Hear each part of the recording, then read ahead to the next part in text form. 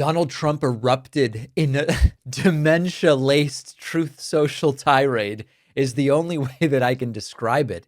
And as sort of like haha as it was also terrifyingly dark. And there is something really genuinely weird about some of these posts. Take a look at this. This morning, last night, Donald Trump posting, quote, "Weak and pathetic Congressman Dan Goldman just lost big. I guess people didn't like him illegally targeting President Trump. In any event, this jerk is finally gone."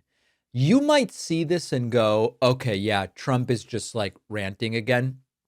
But there are a lot of ways to interpret this post because the disinhibition and the use of ad hominems, it starts to make us go, wait a second, can Trump distinguish between we are politically opposed and I consider you a personal enemy?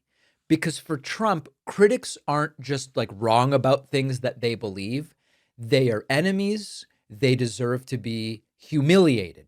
And that's a sort of very different type of thing that sometimes happens with cognitive decline. Let's not make that the main point of all this, but that sometimes happens. Now, there's this central MAGA message that is more of a blend between the personal and the political, which is loyalty to Trump matters more than governing, it matters more than legislation, and it matters more than ideology. And that comes through where he's like, this jerk, he's got to go. Trump then ranting and raving about Iran, the negotiations over which, by the way, 24, 36 hours without a word about it. JD Vance went. They were going to have 60 days to negotiate. After 45 hours or something like that, JD's like, I'm going home. I got to get back.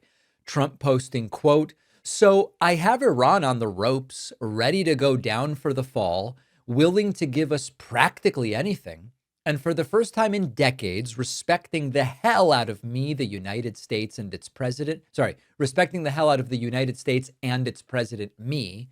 And the US Senate decides to have a poorly timed and meaningless War Powers Act vote, telling the number one sponsor of terror in the world that the United States doesn't like what I'm doing to them. And I must stop. And by so doing has provided aid and comfort to the enemy.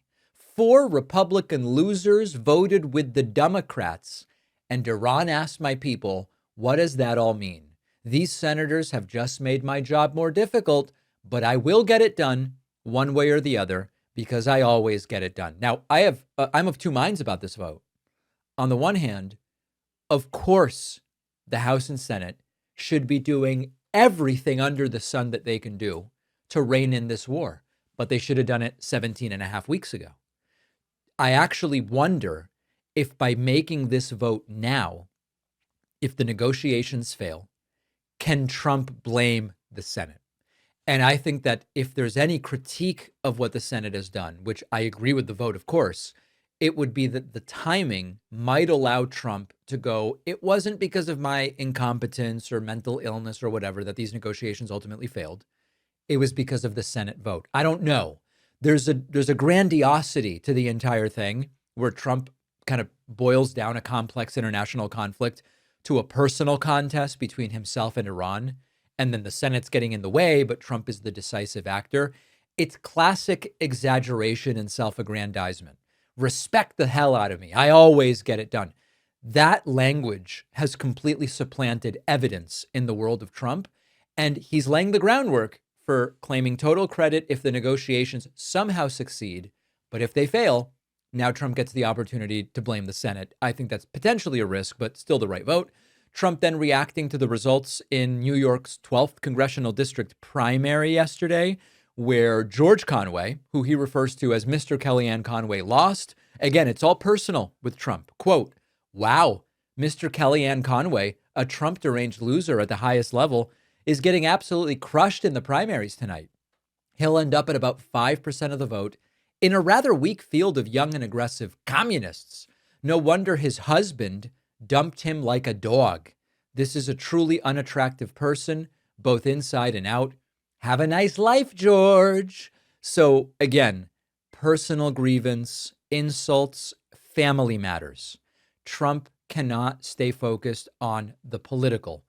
I don't even think this is really about George Conway's influence. It's Trump is signaling, if you criticize me, I will retaliate personally.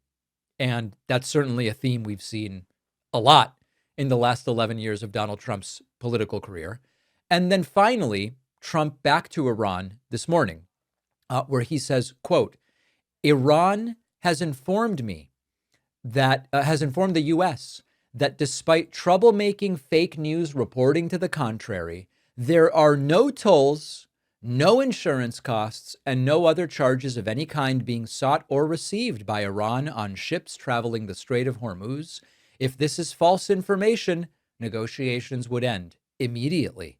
Additionally, no money has been given to Iran or released from their money to them by the U.S. We will be releasing some of their money that is totally controlled by us to our farmers and ranchers for the purchase of corn, wheat, soybeans, and more. Food is desperately needed in Iran, and we will be purchasing it for them exclusively from the United States. Thank you, blah, blah, blah. So notice the contradiction. Trump goes, no money has been given or released. And then he's explaining, but it's going to be. Okay, so it's this rambling structure about shipping tolls and negotiations and assets and farmers. There's no coherent message, but that weird contradiction still comes through. And what Trump is trying to do here is reassure multiple audiences at the same time. If you're an Iran hawk, I'm going to try to reassure you. I will go right back to bombing if I need to. If you're a farmer if you're a farmer, you've been screwed by Trump now in his first and second term. If you're a farmer, Trump's going, I'm going to take some of this Iranian money and maybe get it to you by forcing Iran to buy your product. If you are a voter where Trump promised inflation would be down, gas would be down, everything would be down, but it's up. Trump's trying to tell you, we're also going to be helping you by doing this to bring prices down. And it's this jumbled mess. So we are now at a point where the administration is effectuating a politics of personal grievance, exaggerated claims of success, fixation on who is loyal to Trump, and completely disorganized messaging. And nearly every single issue, you look at foreign policy, you look at congressional primaries, congressional votes, media coverage, it's all about Donald Trump himself. And in a sense, it's easy to call it a vulnerability. It is also a strength for Trump in that he can use that to dominate attention. But it does mean that if there's any setback or an odd statement, you can't separate it from Trump personally. It's part of the problem that everything is tied to Trump, because when things do go wrong, the natural inclination is to go, if everything's about Trump, this failure also must be, which is why it makes it so interesting when you see Trump go, oh, if we succeed on the negotiations, I get credit. But if we fail, I blame JD. That's so appealing to Trump because he doesn't want blame for anything that goes wrong. The Truth Social posts are completely unhinged, and I don't expect them to slow down anytime soon. Thanks for watching. Check out another one of our videos and make sure to subscribe so YouTube keeps our content in your feed. And if you prefer audio, subscribe to the podcast on Spotify or Apple.